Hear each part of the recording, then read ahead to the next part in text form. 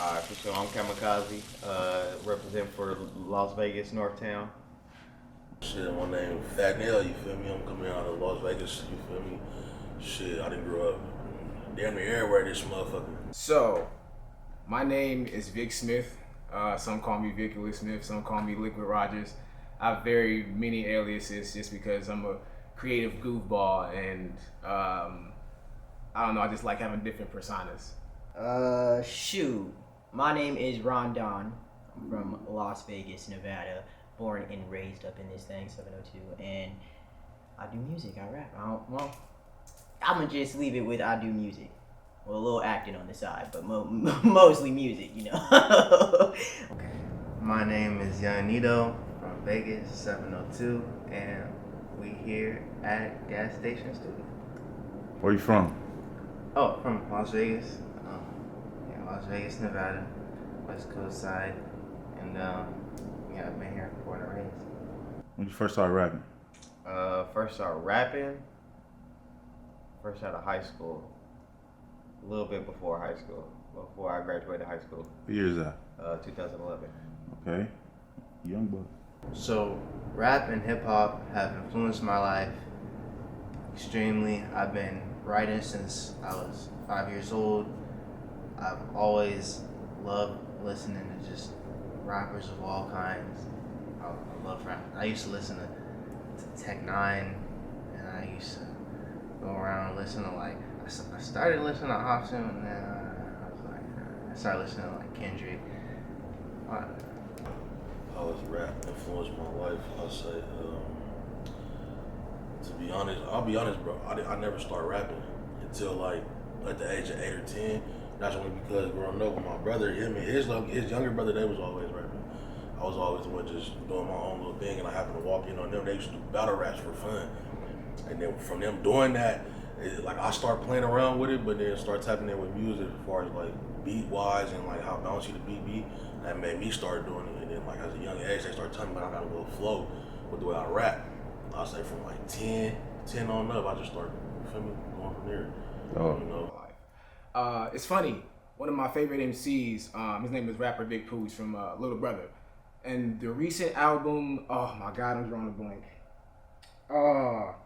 There we go. He said, "I was raised off hip hop. I'm gonna need some healing." So I thought about that and just hip hop in general and where we've come from. Unfortunately, there's been times where hip hop has come from a toxic place, and I think all of us in that culture has experienced that.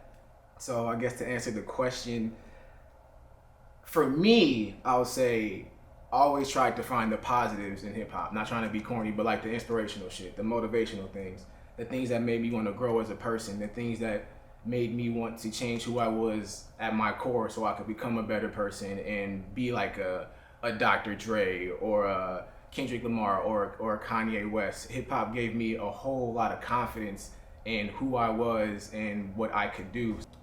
Rap influenced me tremendously. It lets me just create and fill a void of pain, of sorrow, of sadness, and just tell my own story. Damn, how has rap and hip hop influenced my life? I would say growing up, when my mama was just cleaning the house, and we just helping her clean. Well, I'm helping her clean. I'm talking about we. Your mom was listening to rap? Yeah. She was a Tupac fanatic. she was like, if he was alive, me and him would have got married. I'm like, nah, mama, nah. Y'all was cleaning the fuck out that house. Yeah, nah. Go ahead, elaborate. She'd just be playing all types of music. It wasn't just, rap and hip hop at the time, but she'd be playing Tupac, she'd be playing Snoop Dogg, Dre, The Chronic, she'd be playing Parliament, Mary J. Blige, Alicia Keys. So it's it was a lot of different influences in the household. So yeah, it's really kind of the storytelling behind it and the way that they attack it. It just agrees with my entire person as a whole. So, that's probably what led me to start doing it today. So. How did you hear about the cookout? I heard about the cookout. I'll say social media, Instagram seen it being posted around, and a local artist sent me the flyer as well. And that's how I heard about it. I heard about the cookout from Code 7. UK. They hit me up. They was like, yo, it was a little. They said there was gonna be rap battles and like contest raffles and stuff like that. And I was like, oh, that sounds dope. So I was like, you know what, I'm gonna show. It's gonna be pretty cool. It was pretty dope. There was lights everywhere and everything. I was like, Yeah. How did I hear about the cookout? How did I not hear about the cookout? Everybody on social media was talking about that joint. As soon as y'all posted that joint, everybody in the city was talking. Like, and then fucking Genius getting low to help with the host and then the whole commercial, because that shit just went up. I can't tell you how many people were in my DMs asking me like, yo, you gonna be there, or what if like Rab show up, or just some stuff like that. So it was just dope to see everybody talking about some of the dopest MCs in the city and seeing who tagged who and like who messed with who. So it really brought about an interesting perspective in the light to the city. Actually, I think we needed it, low key, high key. I heard from the Cookout from Gas. You feel me? He invited me personally, so pop that. I learned through the legend Gas himself, Tyler Gashton. That boy, I came to this. Look. He texted me because I had a session with him later that day. So it's like I'm on my way and I'm getting ready to. I don't remember what song we was finna knock out. We was finna knock out a song off the album now, and he sent me this video. I watched it. I'm like, okay, because he said he had to talk to me about it, but I ain't really watched the video. Then I get to the studio, and then he's like, first thing he do when he opened the door, he got the phone ready. He got the phone ready, bro. He's like, he got the video queued up. He's like, boy, look at this, boy. We walk into the room. I watched it. I was like, okay, for sure. He said, I know you got at least a hot 16. I was like, well, I do, but I'm gonna give you more. But but yeah, that's how I heard about it, Mr. Gas himself. All right, walking in the building, Mm-hmm. right? Mm-hmm. Not exactly knowing what it was, All right. but having an idea. What was your first impression? My first impression, that y'all's whole setup was just dope. The aesthetic was fire. And then the vibe that was set, I didn't feel like I was going to have to do any bullshit or anything like that. But also seeing familiar faces in the room and other artists, I'm like, okay, so like this is really where a lot of like the Vegas artists, no disrespect to a lot of the cats that have come here like recently within the last couple years, but just cats that have been here since they were like 15, 16 years old doing this shit for 10 plus years in the scene, still seeing them like here in this spot. And again, seeing that y'all could have that type of draw or had that type of draw was just like, I think that's dope, and it blew my mind because again, it showed how glued together the city truly is. I walked in and I could just tell I was in a room full of rappers. You could just feel it in the room. Everybody just looking at each other. Like, y'all ready to rap. I can already tell. Like, it was a dope feeling. Like, everybody was just intense. I'm seeing people before I walk into the building. We walking around and like people all blinged out and dressed out. I'm just wearing a simple button-up shirt with weed on it. Like I'm like, God dang, like these niggas look like they came to play.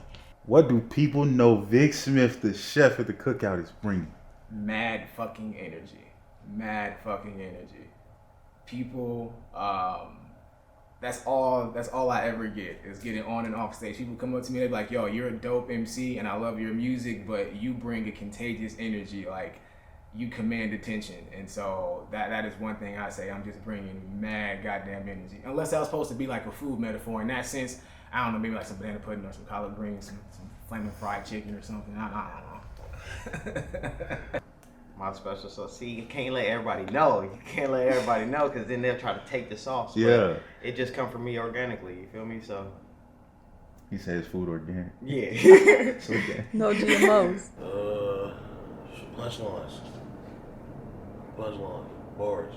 But even when I'm on that stage, I want to have crowd control. So once I do say a bar, a couple punchlines, and the crowd just go crazy. I'm like, I'm doing something right, you know. So once I see that, I want to keep at it. You know? Yeah. Ooh. Just a monster. That's the first thing. It's just walk up, spit, and whatever comes out of my mouth has to hit. You know what I'm saying? Like, I can't go no other way. It's rapping is my life. That's all I do. Yeah. All right. Yo, it's your boy Vic Smith. I messed up already, but this is what I was told to say. So originally, I was supposed to say where I'm from, but it's Northtown all goddamn day. Shout out to the gas station studios. Make sure y'all like, y'all comment, y'all subscribe. Hit the bell too, because it's gonna be fire content all the time. I'm already knowing. I'm looking forward to it. But make sure, sound up, LB, you said? Yeah, Perfect. Sound up. That's perfect. That's that was perfect. good, that Yeah, was that's good. perfect. That's it. Bet. Good looking, brother. Yeah, all time, man. What's up? This is dope.